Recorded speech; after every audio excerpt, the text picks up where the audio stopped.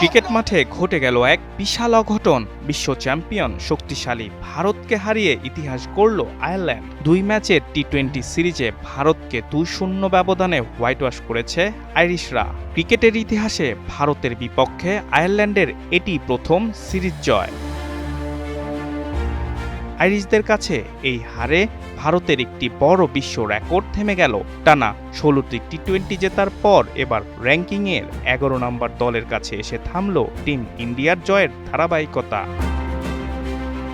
সিরিজের প্রথম ম্যাচে ভারত হেরেছিল 34 রানে, আর গতকালে দ্বিতীয় ম্যাচটি ছিল চরম উত্তেজনাপূর্ণ। প্রথমে ব্যাট করে আয়ারল্যান্ড তোলে 154 রান, জবাবে রান তাড়ায় নেমে 153 রানে আটকে যায় ভারত। শেষ ওভারে 20 রান দরকার ছিল, কিন্তু শেষ বলে ছক্কা মেরেও ভারত ম্যাচটি হারে মাত্র 1 রানের ব্যবধানে।